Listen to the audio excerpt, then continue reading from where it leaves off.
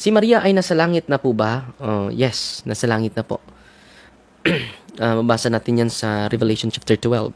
Nagbabasa lang ng talata itong paring ito. Pare ito si Darwin Gitgano. Nagbabasa siya ng talata.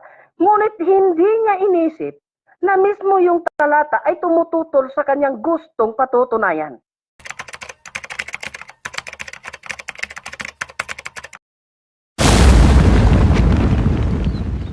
Si Maria ay nasa langit na po ba?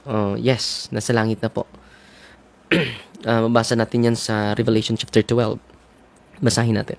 Pagkatapos nito, isang kagilalas na bagay ang nagpakita sa langit. So, ang nakita ni Saint John sa langit, no? Nakita niya sa langit. Nakita ko ang isang babae na ramitan ng araw at nakatungtong sa buwan. May korona siya sa ulo na may 12 kabituin na 12 stars. No? Saan na itong babaeng ito? Nasa langit po. Manganganak na siya, kaya dumadaing siya dahil sa matinding sakit. May isa pang gilagilalas na bagay.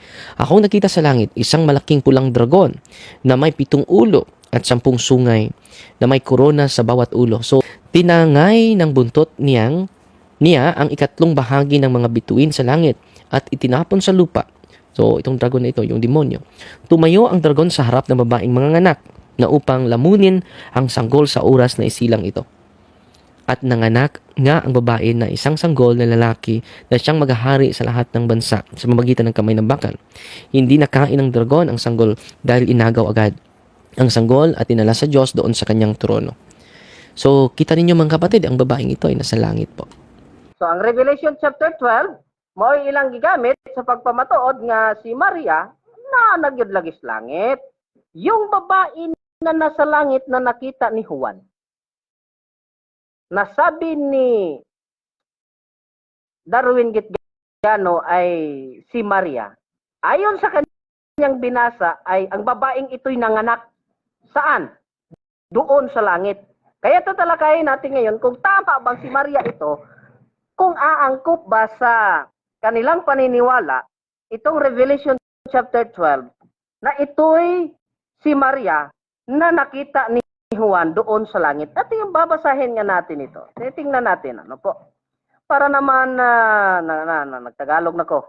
Gani ha, atong imbukada.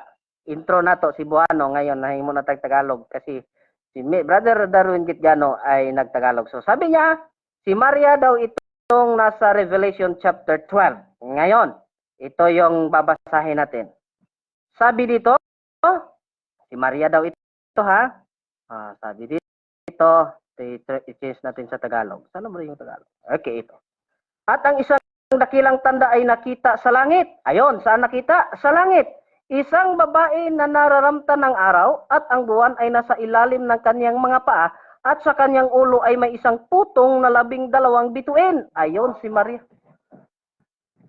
Si Maria daw ito, mga kapatid, na nandoon sa langit na may corona na 12 bituin or 12 stars. Ngayon, ano yung kalagayan ni Maria kung si Maria ito?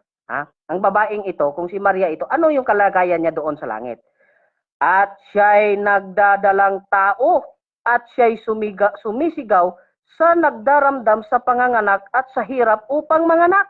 Uy, itong babaeng ito pala mga kapatid, na ayon kay Darwin Gitgano, ito ay si Maria na nakita ni Juan saan? Doon sa langit.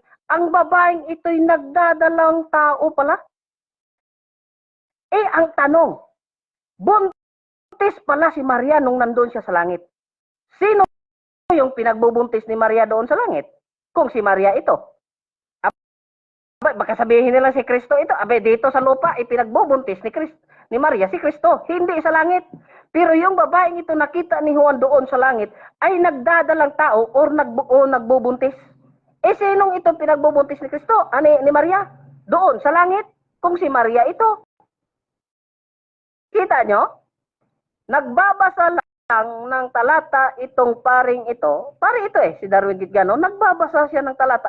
Ngunit hindi niya inisip na mismo yung talata ay tumututol sa kanyang gustong patutunayan.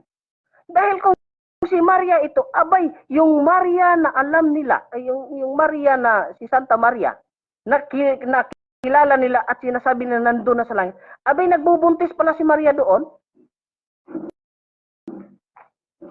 Nakuha niyo po ba yung point, mga kapatid, sa talata? Doon sa langit, si Maria ay nagbubuntis, nagdadalang tao.